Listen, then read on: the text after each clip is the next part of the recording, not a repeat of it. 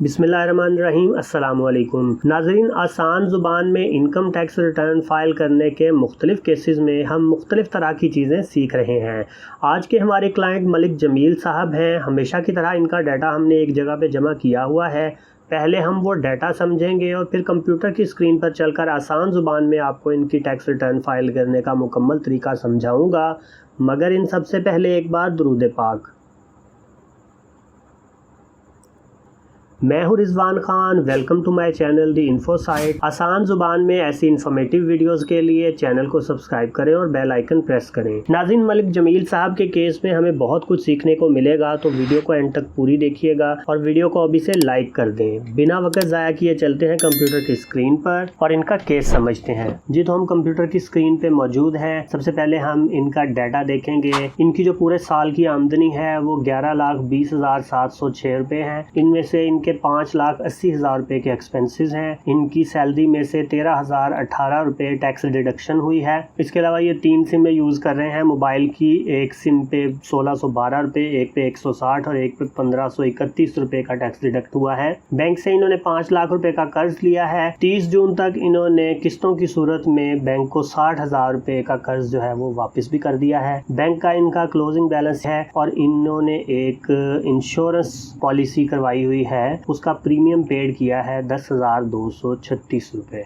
तो ये इनका डाटा है कंप्लीट। अब हम अपने ब्राउज़र में चलते हैं और वहाँ पे इनकी इनकम टैक्स रिटर्न फाइल करते हैं। तो हमेशा की तरह से आपने अपने ब्राउज़र को ओपन करना है और ब्राउज़र को ओपन करने के बाद आपने यहाँ पे irs.fbr.gov.pk साइट ओपन करनी है। जैसे ही आप साइट को ओपन करेंगे तो आप इस स्क्रीन के ऊपर आ जाएंगे। ये FBR का एक यूज़र फ्रेंडली मैनुअल है। यहाँ पे आपको सारे ऑप्शंस सामने ही मिल जाते हैं। यहाँ पे सबसे पहले है file your income tax return. यही हमारा रिक्वायर्ड ऑप्शन है। इसके अंदर देखें सैलरी रिटर्न का ऑप्शन यहाँ पे आ रहा है। इसके ऊपर आपने क्लिक कर देना है और यहाँ पे 2024 सेलेक्ट कर लेना है। यहाँ कंटिन्यू के ऊपर क्लिक करेंगे तो ये स्क्रीन आपके सामने ओपन हो जाएगी। अब हम इनका 1 बाय 1 डाटा एंटर करते हैं। सबसे पहले हमने इनकी सैलरी जो है उसको एंटर कर देना है। वो अमाउंट है 11,20,706 रुपये।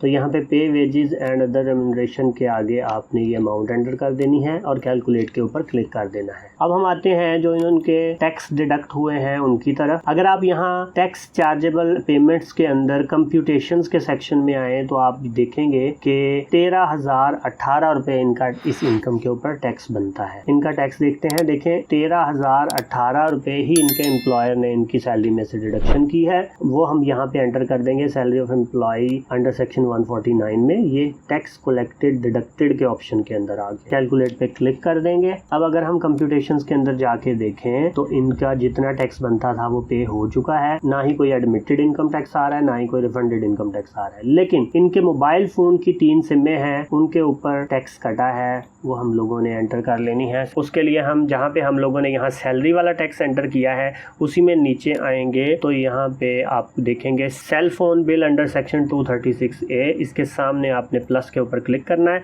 यहाँ पे आपने मोबाइल नंबर देना है और यहाँ पे आपने लिख देना है कंपनी के बारे में, जो भी कंपनी हो। सबमिट पे क्लिक करेंगे। 1,612 रुपये टैक्स है तो यहाँ पे हम 1,612 रुपये एंटर कर देंगे। कैलकुलेट पे क्लिक कर देंगे। इसी तरह से दोबारा इसी तरह हम प्लस के ऊपर क्लिक करेंगे। यहाँ पे हम दूसरा नंबर देंगे इनका और डिटेल एंटर कर देंगे यहाँ पे कि ये किस कंपनी का है और ये 160 रुपये टैक्स है। कैलकुलेट पे क्लिक कर देंगे। दोबारा से फिर इनका तीसरा मोबाइल नंबर और ये यहाँ पे 1,531 रुपये एंटर करके कैलकुलेट पे क्लिक कर देंगे। अब टोटल जो इनका 3,303 रुपये मोबाइल सिम्स के ऊपर जो टैक्स है वो कटा है। कंप्यूटेशंस के अंदर आए और यहाँ पे देखें तो यही वाला टैक्स है जो रिफंडेड इनकम टैक्स में आ रहा है, क्योंकि इनकी सैलरी में से इनके एम्प्लॉयर ने पूरा टैक्स काट लिया था। जो मोबाइल सिम्स पे टैक्स कटा है ये इनका रिफंडेड इनकम टैक्स आ गया। अब ये सेक्शन कंप्लीट हो गया। अब हम वेल्थ स्टेटमेंट के सेक्शन में आते हैं। वेल्थ स्टेटमेंट में आके आपने बहुत ध्यान से फीडिंग करनी है। इसके अंदर बहुत सारी कॉम्प्लिकेशंस हैं। 1 बाय 1 इनको देखते हैं। सबसे पहले हम लोग यहाँ रिकंसिलिएशन ऑफ नेट एसेट्स के अंदर आके यहाँ पे अपनी सैलरी एंटर कर लेंगे। इनफ्लोज के ऑप्शन के अंदर आना है आपने और इनफ्लो में पहला ऑप्शन है income declared as per return for the year subjected to normal tax. यहाँ पे आपने अपनी जो इस साल की इनकम है वो एंटर कर देनी है। कैलकुलेट पे क्लिक कर देना है। ये मैं 1 बाय 1 अब आपको समझाता हूँ। इसमें थोड़ी कॉम्प्लिकेशन है, आप अंडरस्टैंड कीजिएगा इस बात को। यहाँ रिकंसिलिएशन ऑफ नेट एसेट्स में नीचे आए तो अब ये वाली जो अमाउंट है ये अनरिकंसाइल्ड है। एफबीआर आपसे पूछ रहा है कि इतनी अमाउंट आपने कमाई, ये आपने खर्च कहाँ कहाँ पे की वो हमें डिटेल दे, तब ये अनरिकंसाइल्ड अमाउंट 0 होगी। तो अब हम लोगों ने कहाँ कहाँ पे खर्च किए हैं, सबसे पहले हम लोगों ने जो एक्सपेंस किया है वो 5,80,000 रुपए का है। तो यहाँ पे हम पर्सनल एक्सपेंसेस के ऑप्शन में आते हैं और यहाँ other personal house hold expenses में आके 5,80,000 रुपए एंटर करके कैलकुलेट पे क्लिक कर देते हैं। अब हम लोग देखते हैं रिकंसिलिएशन ऑफ नेट एसेट्स में। अब हमारे पास अनरिकंसाइल्ड अमाउंट रह गई 5,40,706 रुपए। मतलब जितनी हमारी आमदनी थी उसमें से हमने 5,80,000 रुपए अपना खर्चा कर लिया। अब हमारे पास 5,40,706 रुपए बचते हैं। अब आगे चलते हैं। एक और खर्चा हमने किया है, हमने इंश्योरेंस प्रीमियम पे किया है, लेकिन ये खर्च करने के साथ ही हमारे एसेट्स के अंदर भी इंक्रीज आ गया। कैसे, वो मैं आपको बताता हूँ। सबसे पहले आप यहाँ पे पर्सनल एक्सपेंसेस के अंदर आए और यहाँ पे इस खर्चे को एंटर करें। ये खर्चा यहाँ पे एंटर होगा, देखें, डोनेशन, ज़कात, annuity, profit on debt, life insurance premium. ये 10,236 रुपए आपने यहाँ पे एंटर करके कैलकुलेट पे क्लिक करना है। और इसके साथ साथ ये जो एक्सपेंस है, एक्सपेंस तो आपका हुआ, लेकिन इसके साथ ही आपके एसेट में भी इंक्रीज हुआ। कैसे, जो आपके कंपनी के पास पैसे जमा हो रहे हैं वो इंक्रीज हो गए। तो ऑलरेडी यहाँ पे देखें आप investment, non business account, annuity, certificate, debenture, इस ऑप्शन में देखें आप 1,43,304 रुपए, ये वो पैसे हैं जो ऑलरेडी आपने किस्तें पे की हुई हैं। इसके अंदर अब 10,236 रुपए मजीद ऐड हो जाएंगे। तो हम कैलकुलेटर के ऊपर देखते हैं, 1,43,304 जमा 10,236, तो ये 1,53,540 रुपए बन गए। तो हम इस एसेट को इंक्रीज कर देंगे। उम्मीद है आपको समझ आ चुकी होगी। उधर हमारा एक्सपेंस इंक्रीज हुआ, इधर हमारा जो एसेट है। अब हम रिकंसिलिएशन ऑफ नेट एसेट्स में आते हैं। अब ये 5,20,234 रुपए रह गए। अब आगे चलते हैं। इंश्योरेंस प्रीमियम की एंट्री कर ली हम लोगों ने। अब हमारी एंट्री रह गई है बैंक के क्लोजिंग बैलेंस की। अब देखें आप, हमारे पास बचे हैं पैसे, ये सब कुछ खर्च करने के बाद हमारे पास 5,20,234 रुपए बचे। लेकिन इन साहब ने बैंक के अंदर जो पैसे जमा करवाए वो, तो हम क्या करेंगे, अब हम लोग जो बैंक का क्लोजिंग बैलेंस है वो 4,60,000 रुपया है, इसको एंटर करेंगे। इसको एंटर करने के लिए पर्सनल एसेट्स और लायबिलिटीज के अंदर जिस जगह पे आप लोगों ने अपनी इंश्योरेंस पॉलिसी एंटर की हुई है, यहाँ पे आप देखें इन्वेस्टमेंट नॉन बिजनेस के अंदर, यहाँ पे अकाउंट, एन्युटी, बॉन्ड, सर्टिफिकेट, ये सब चीजें यहाँ पे एंटर होती हैं। तो यहीं पे सामने आपने ऐड के ऊपर क्लिक करना है। इधर आपने अपना बैंक अकाउंट का नंबर देना है और यहाँ पे आपने नीचे लिख देना है ये जिस तरह का भी अकाउंट है, इसकी डिटेल एंटर कर दें और यहाँ पे सबमिट पे क्लिक कर दें।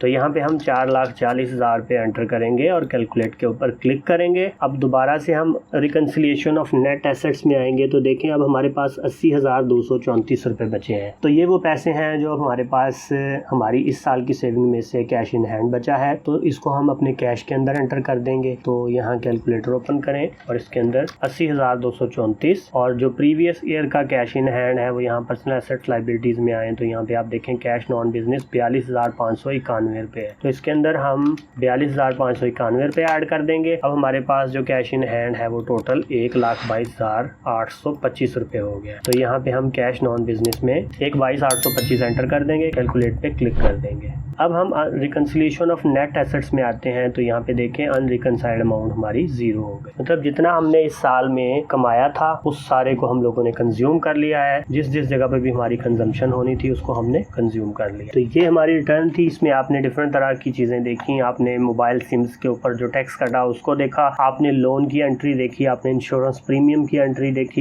रिटर्न आपकी कंप्लीट हो चुकी है। इस रिटर्न को आपने सेव कर देना है। सेव करने के बाद आपने यहाँ पे सबमिट के ऊपर जैसे ही क्लिक करने के लिए आएंगे तो वो आपसे आपका पिन कोड पूछेगा। तो आपने यहाँ पे अपना पिन कोड एंटर करना है। करने के बाद आपने यहाँ सबमिट पे क्लिक करना है तो आपकी जो रिटर्न है वो सबमिट हो जाएगी। उम्मीद है आपको ये वीडियो पसंद आई होगी। किसी भी किस्म का कोई क्वेश्चन हो तो कमेंट्स में ज़रूर बताएं। आसान ज़ुबान में ऐसी इन्फॉर्मेटिव वीडियोस देखने के लिए हमारे चैनल को सब्सक्राइब करें और बेल आइकन प्रेस करें। मिलते हैं नेक्स्ट किसी ऐसी ही इन्फॉर्मेटिव वीडियो के साथ। तब तक के लिए अल्लाह हाफ़िज़।